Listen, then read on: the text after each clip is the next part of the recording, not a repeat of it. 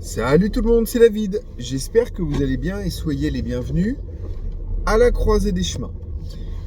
Nouvelle vidéo depuis ma voiture. Je viens de porter quelqu'un à la gare. Quelqu'un que vous connaissez peut-être. Je ne vous en dis pas plus, vous en saurez bientôt plus. Oui, toujours très énigmatique. Donc du coup, je faisais cette vidéo, non pas pour parler de cette personne ou voilà, parce qu'hier j'ai vu passer, et ça arrive souvent que je fasse des publications vidéo, parce que je vois passer quelque chose qui fait appel à la réflexion et qui est un thème avec ce que notre point commun de chercher à être plus autonome, plus résilient ou survivaliste ou tout ça. Et donc, je l'ai publié avant dans l'onglet communauté, vous pouvez aller voir. Et c'était tout simplement quelqu'un qui faisait des comparatifs, alors avec lesquels je n'adhère pas tous forcément, de dire par exemple 100 € pour ça, pour un resto, pas de problème, ça va. Par contre, 100 € pour acheter des graines, pour planter, c'est vachement cher. Vous voyez un petit peu l'idée, c'est-à-dire de faire un comparatif, genre 1500 € pour une petite serre, c'est vachement cher. Par contre, 1500 € pour acheter l'iPhone Pro Plus, le téléphone a glissé, 1500 € pour acheter l'iPhone Pro Plus, machin truc, tout ça, j'y cours tout de suite. Vous voyez un petit peu l'idée. La publication visait à dire, dans la vie, on a des priorités. Et ça, c'est quelque chose qui me caractérise, qui nous caractérise dans notre projet d'autonomie. On cherche au maximum à optimiser tous nos investissements. Dès qu'on met un petit peu d'argent dans quelque chose, c'est toujours très réfléchi. Et si on met de l'argent dans des choses qui peuvent paraître pour certains futiles, en général, c'est qu'il y a une vraie visée derrière. Notamment, je vais prendre l'exemple d'un téléphone. J'ai un téléphone, un Samsung S20, qui est un téléphone, à l'époque quand je l'ai acheté, de qualité, qui a quand même une certaine valeur et qui me permet notamment de faire les vidéos que je fais sur YouTube, qui me permet, de par les applications que je peux y installer, de travailler pour mon camping, qui me permet bien sûr de téléphoner, d'envoyer des messages. Il y a une certaine connectivité avec mon informatique qui me permet de faire, quand je fais des photos par exemple, de les transférer directement pour mettre sur le site internet de mon camping, dont vous trouverez d'ailleurs le lien en description si ça vous intéresse. Et ce téléphone, je l'ai depuis bientôt 5 ans, ça fait 4 ans ou 5 ans, je ne sais plus. Enfin bref, je crois que c'est 4 ans. Il en sort un tous les ans, là on doit être au 24, donc il doit être sorti en 2020. Et je l'ai donc depuis 4 ans. Et c'est sûrement la moitié de sa vie, parce qu'il risque de durer encore un certain temps. Et donc du coup, je le considère comme non pas un investissement rentable, mais j'investis dans du matériel de qualité qui va me durer à long terme. Ma femme et moi, par contre, ce sont des dépenses entre guillemets futiles, on essaie de les éviter. Beaucoup diront, oui mais David, moi je ne vais pas au restaurant, je n'ai pas envie de dépenser de l'argent pour un repas qui serait aussi bon et beaucoup moins cher chez moi. Certes, il n'y a pas de travail, mais bon, je ne dis pas que je n'y suis jamais allé, mais c'est très très rare. Je ne vais pas au cinéma parce que chez moi j'ai, alors je sais que je vais me faire conspué par la foule parce que, je le dis, j'ai un abonnement à Netflix, j'ai un vidéoprojecteur et un billet de cinéma aujourd'hui c'est une dizaine d'euros pour un adulte. Mon abonnement est moins cher que ça puisqu'il est partagé avec ma maman, ma soeur, mon épouse et donc moi-même. Nous sommes 4 dessus. Et cet abonnement donc nous coûte la modique somme de 24 € je crois, divisé par par 4, donc ça fait 6 € par mois. C'est même pas le prix d'un film au cinéma, et j'ai accès à un large choix de films et de séries. Alors je ne suis pas là pour vanter Netflix, qui a par ailleurs ses défauts, mais qui me permet d'avoir parfois le soir, quand j'ai envie de voir un film, accès à un large choix de films. Certes, c'est pas les derniers, mais je m'en fiche. Ce que je veux dire par là, c'est que on a possibilité de hiérarchiser les dépenses que l'on fait pour essayer d'optimiser et de vivre avec très peu d'argent. Parfois, un investissement qui peut paraître cher, comme par exemple la cuisinière dont je vous parle régulièrement, ça a été un investissement personnel de 6 000 €. Le coût total est plus élevé, mais je n'ai pas eu à dépenser la totalité puisqu'il y avait des aides. Avant, mon chauffage était à 3 000 €. Aujourd'hui, il se retrouve à 250 €. Quand je dis 3 000 €, c'était par an de chauffage. Et là, je me retrouve à 250 € par an de chauffage. Donc, on se retrouve avec une dépense qui est plus de 10 fois moins chère pour quelque chose d'équivalent. Même mieux en termes de chauffage.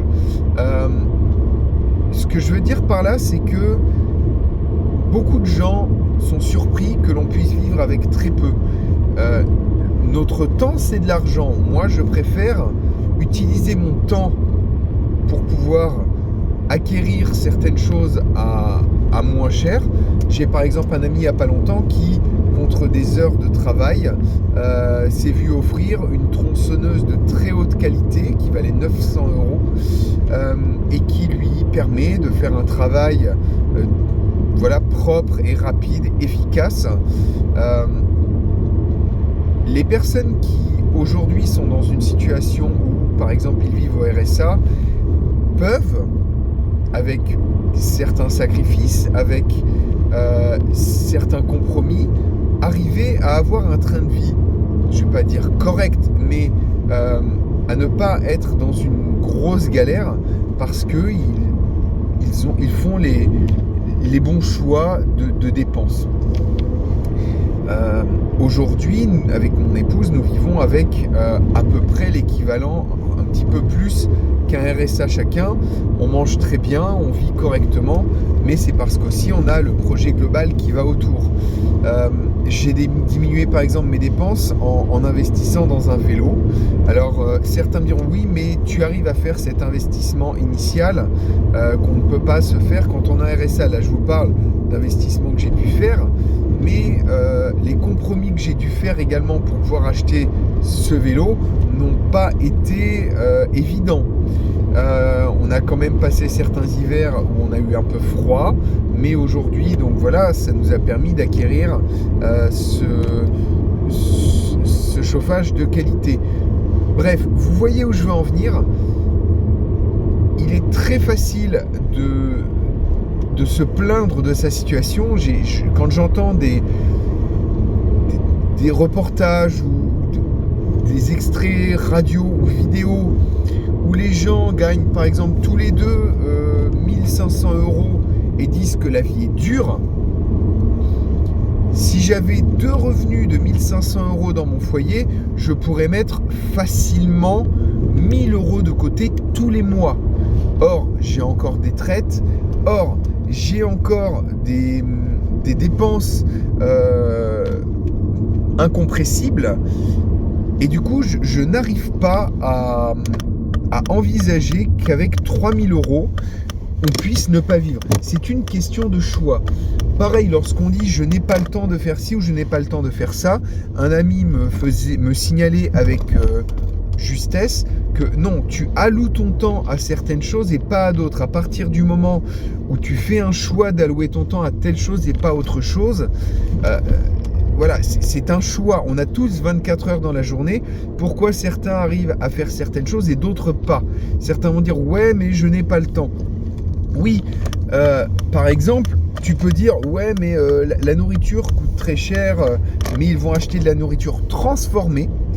Alors que certaines personnes... Mais par contre, ils vont pouvoir passer 3 heures le soir à regarder, tous les soirs, à regarder des films, des séries, etc.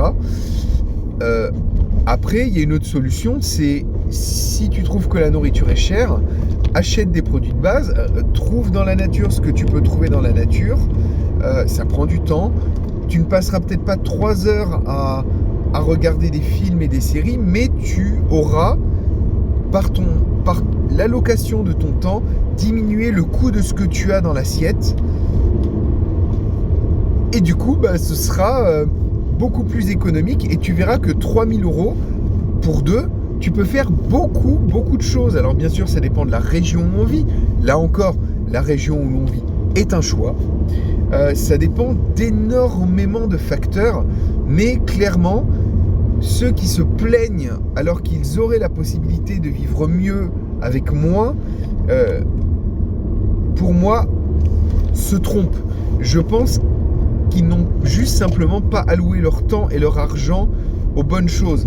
Il ne faut pas oublier que dans mon projet actuel, je suis parti avec, certes, un petit apport, mais cet apport, je me le suis constitué avant. J'ai travaillé avant pour l'avoir.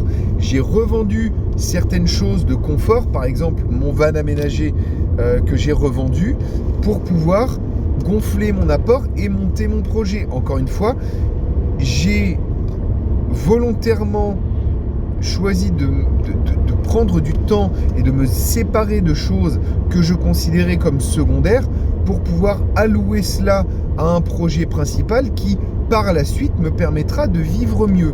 Chacun est en capacité de le faire.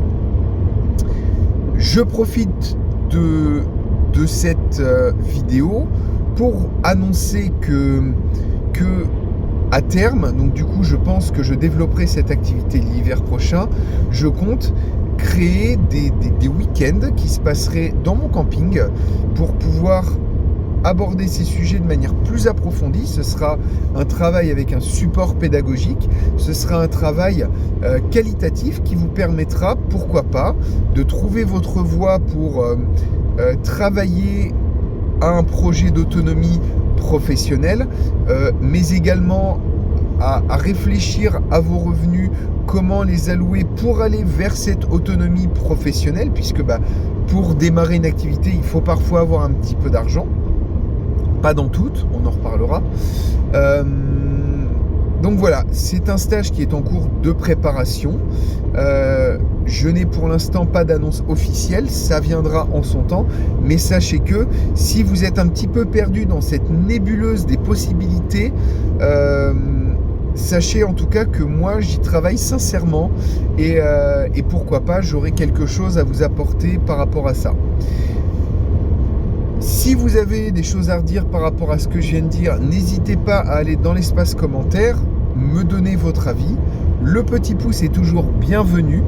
Et bien entendu, si mon travail et mon partage vous plaît, n'hésitez pas à le partager à d'autres personnes qui pourraient être intéressées par ces sujets. Portez-vous bien et à très bientôt à la croisée des chemins. Salut tout le monde.